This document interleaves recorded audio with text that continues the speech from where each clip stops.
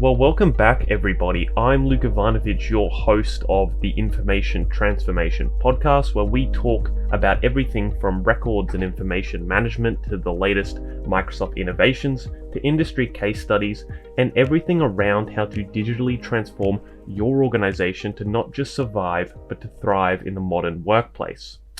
So, today's episode is a little bit different. We're actually going to be talking about social media, which is not something that records and information management professionals spend a whole lot of time thinking about, but they should, because social media for agencies and businesses has become a lot more than just a marketing tool. It's a place where customer service takes place, where government policy is announced, and internationally we've even seen some Twitter beefs between world leaders, which is always a little concerning. So social media is definitely something that records and information management professionals need to start thinking about.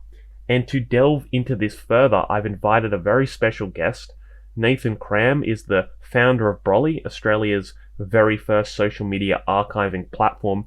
He's also based in Victoria, which is an interesting place to be right now. So Nathan, how is the lockdown life over there? Hi, Luke. And firstly, thanks for the invitation to join you on this podcast. Really excited to discuss this with you. And look, essentially, this is live from lockdown right now. So we are smack bang in the middle of this. So I live in a place called Kensington, which is about 4 kilometres out of the city. And what feels like an eternity, and the walls are getting closer and closer. It's a really strange situation playing out here at the moment. So, as many Melbourne or Victorianites are going through this together at the moment, we feel like we are in a little bit of a bubble, I guess, and Yeah.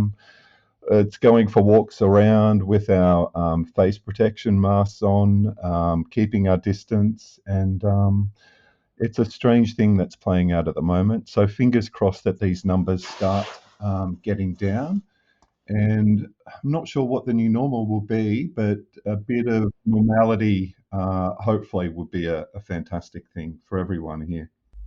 Yeah, absolutely. It's very strange times we're in, no doubt. I mean, we've just had our first new cases of COVID in Queensland, so I don't know how much longer our freedoms that we have right now will last, but hopefully they do.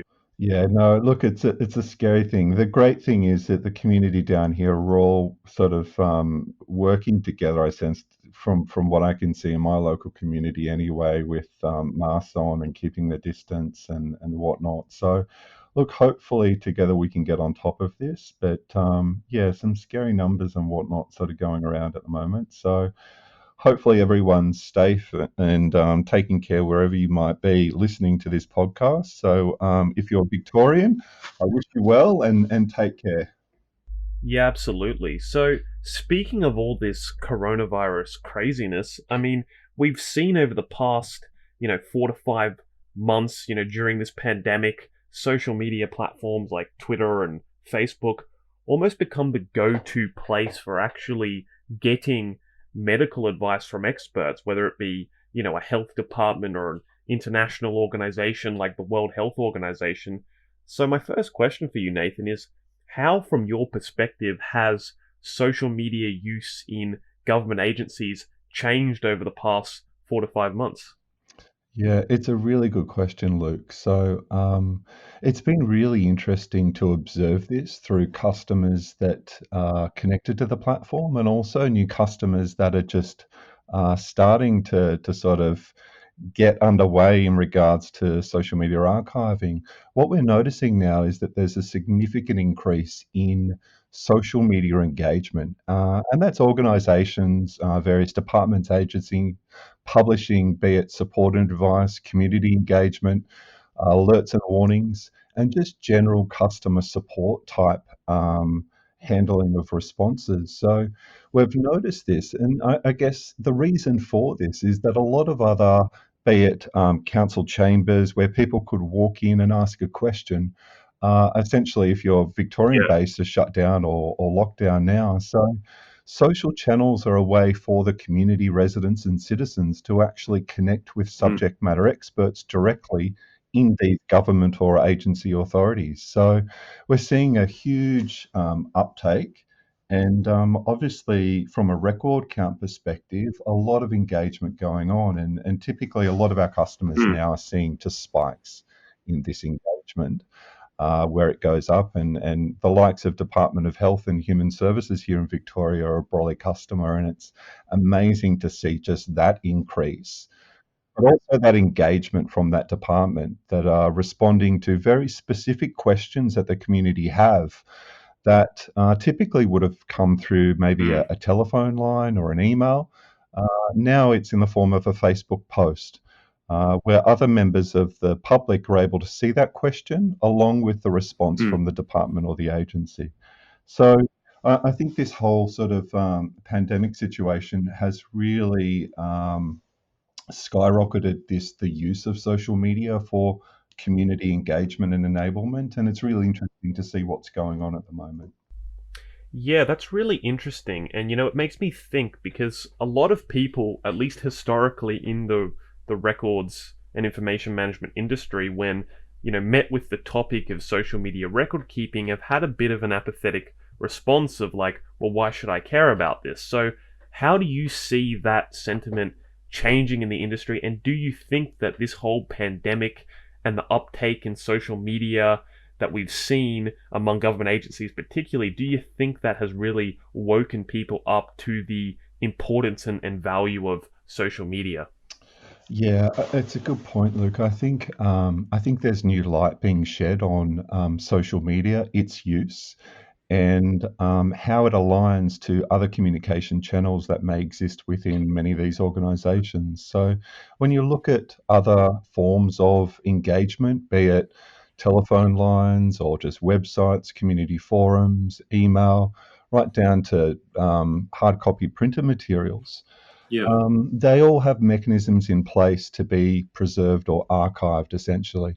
Now, when you look at social media, there's typically parity with the types of questions that are coming through and the responses provided by the departments or agencies. So, I think from a records management or information management perspective, this is a bit of a gap that exists for many organizations now that Yeah. this situation that's playing out now is starting to, I guess, bring a bit more attention to, hey, what's going on over here? And can we replay that message if we need to? And heavens forbid that there's some sort of, in the future, royal commission or something Yeah. happens that this information needs to be reviewed or fed into a broader review process or auditing process. What are the mechanisms in place that exist for that to happen? And that's a consideration that I think many information and records managers are sort of starting to consider now. How do we get on top of this? Yeah, absolutely. So, for people that might not be aware, are there actual specific regulatory requirements for capturing and managing social media content as records? What does the National Archives or the different state regulatory bodies actually have to say about the requirement for managing and archiving that content and that engagement? That's a wonderful question, Luke. So, look, to be honest, this is all a bit fluffy, essentially. The goalposts for social media are changing, evolving dramatically. So the technology itself is changing really fast, and it's quite competitive when you look at the likes of Twitter and Facebook. So to sort of mandate a really basic, essentially fundamental baseline here from the sake of like National Archives, they talk about social media as in regards to the Public Records Act of like 1973, which defines a public record as any record made by or received by a public officer in the course of their duties. So this is interesting because there's this underlying, I guess, core fact now that this is public record. And I guess the consensus for every state archiving body, whatever it might be, is that there is a notion that social media records or activity is public record, therefore should be archived or captured in some form. Now, there's no real specifics about what's in and what's out. And I think that's what makes it really challenging for many departments and agencies to actually sort of go on this journey in order to be compliant, not actually understanding the impact or the risk if you miss something from that capture, or from when you're trying to potentially even manually taking screenshots or whatever it might be. Um, so to provide some more insight into that, I mean, we've had a lot of discussions with customers around, well, what their current processes might be, and it's sort of sometimes it's a bit archaic from spreadsheets and, like I said, taking manual screenshots. Yeah. And I guess that exposes these agencies or departments to risk in regards to you may be missing some important aspects of that social media conversation or activity, um, if it isn't being captured in real time, or if there isn't an automated system running behind the scenes. Yeah, that's really interesting. And speaking of risks, I mean, if a government agency was to fail to capture their social media content, I mean, what are the potential risks and consequences that they should be aware of? Yeah, that's a really good question. So, when I start by looking overseas and looking at like the US, there's a lot of they're quite the maturity in regulation and particularly records management and penalties or a financial implication if departments or businesses alike are actually breaching, be it in the financial sector or whatnot. We're still a bit behind that, but all signs are leading headed in that way, in that there's a lot more rigor about, okay, non-conformance and the impact. So we look at sort of the likes of like ASIC's recommendations around digital engagement, and we start seeing that there's this notion of capture of records and social media, and outputs of the Royal Commission in regards to social media to be treated as a record, much like email or a website or whatever it might be. So we're starting to see, I guess, this maturity now and this recognition of social media as a form of, as an authority form for these organisations. And this is sort of an evolving trend now. When we talk to the likes of royal commissions and whatnot, this feeds into a broader piece of work around all of the different communications technologies that were used at any point in time to either inform, influence, or assist citizens and residents in making informed decisions about their health and the community. So I see this as something that is really important for organisations to get on top of, and also retrospectively to be able to review things that have happened in the past to better equip them moving forward for things that may happen in the future. And that's an interesting insight that many of our customers have shared, that aspect of being able to understand the types of questions that have come out of certain things, be it crisis comms or planning, to better equip their teams at the front line that may be in a marketing capacity or customer support to better get on top of any sort of questions that may come up from the community in the future. Yeah, interesting. I didn't actually realize that the US were more rigorous in their standards. So, Nathan, taking a little bit of a different turn here, could you tell me a little bit about Broly? I'd like to hear more about how Broly helps, organizations compliantly capture their social media engagement and solve some of the problems that we've spoken about today.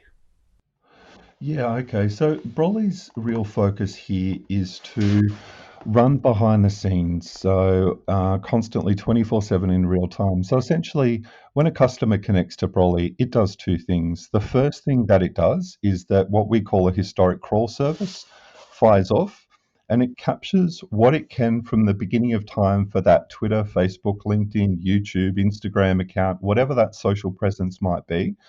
Broly will go and get as much data as it can from the platform itself. Now, moving forward, Broly also fires off what we call a real time capture service. Now, this is really an enriched capture. So, what this does and what this means is that any deletes, be it Twitter, Facebook, or edits to Facebook pages, Broly actually captures these and versions all of them within the platform. Now, the other neat thing that Brolly does is that if a link to an external website is included in a post or a tweet, it actually goes to that website and takes a snapshot of that. Now, this is important because what you're providing are layers of context. And the thing that I've understand through this journey of developing this platform is that in this world, context is really king or queen. So the more context that you can provide about the record, the conversation, or the communication thread, the better outcome it is to actually make sense of that at a later date. So by that I mean, for example, Bureau of Meteorology is one of our customers. So they link off to a radar map, and they might have a link on a tweet or a Facebook post about a severe weather warning. What Brolly does is that at the moment that tweet or Facebook post is sent, Brolly goes to that website, takes a snapshot of that radar at that time that post was sent out, so that you've got that pretty much real time context of if a user clicked on that link from that Facebook or Twitter post, they would have seen this web page. So these types of things are really important from a capturing perspective. All of the data is stored within our Australian-based Sydney data centre. That's also a really important thing from a data sovereignty perspective. But well beyond that, there's a point of capturing all this data, but also the most important thing that we've invested heavily in the Brolly platform is the search and discovery features. So this might be responding to a FOI, Freedom of Information request, and you might have someone's name and a date range. You can put that into Brolly and it's able to retrieve the records associated with that person in regards to whatever engagements that they've had with the department or the agency to actually then export all of that information and move it forward. Yeah, I mean, you're absolutely right about context being king and queen, and that's something that a lot of people don't really think about. I mean, it's not uncommon that people, for example, leave a comment on a post that gets responded to by a page, and then they go and delete or edit their original comment. And if you don't capture that original comment, it can give a very different view of what the conversation was without the proper original context. That's correct. Yeah, we've seen situations where conversations have been somewhat manipulated, where a citizen or a resident can actually then edit their Facebook post. And when you start looking at that, sort of trying to replay it without capturing what those original edits or even deletes may have been, you start really diluting, I guess, the context of what you're able to actually make sense of. So Broly essentially is considered by many customers as a bit of an insurance coverage, I guess, in that it's running behind the scenes 24/7 in real time, capturing all of these conversations, edits, and deletions. And it can be replayed. So it's easy to sort of dive in, do searches. Even if, as an organization, you need to hide a comment that's been placed on a Facebook post, you can actually sort of dive into the system, see those hides, and also unhide. So the best way to think about Brolly is essentially also a social media activity logging system. So everything that the organization is doing, Brolly's capturing all of this data. Yeah, that's interesting. So, another question, Nathan, I have here, which is a question I know you get asked a lot because it's in your frequently asked questions, but I have to ask it. Does Brolly have retention and disposal authorities? And does retention and disposal even apply to social media in the way that it would for a typical, electronic document like, say, a PDF? Oh, this can of worms question. I knew that was going to come up. It was always coming. It's this is a real challenge, I think, for many organizations, particularly records and information managers. The world of social media is a very different world to that of, as you mentioned, like a standard PDF document or whatever. So a social media post may look all innocent, but when you start looking at retention deletion authorities and whatnot, social media is like a digital tattoo. It always exists within the public domain. unless for whatever reason it's actually deleted from a agency or department's Facebook page intentionally, it always remains out there. So when you look at and start looking at, I guess, the purpose of RDAs, some questions start arising around, look, if a social media post is always publicly available and accessible and linked to your authoritative account, potentially having a retention rule of 4 years, 3 years, 5 years, 7 years, and then deleting that could potentially expose some risk to an organization, because at any moment in time, anyone can actually just paste a comment on that Facebook page or that tweet and Mm. bring that message back into life. So we're having a lot of conversations now with various organizations, departments, and agencies around, well, how could this work to mitigate risk? Because there's a lot of considerations that it's not a normal situation here, is that it remains publicly available. But also from a risk mitigation perspective, we've seen posts in the past have come back into the core kind of current sphere, and how that's all handled. So it's a bit of a can of worms, to be honest. We could quite easily just delete the records in the system.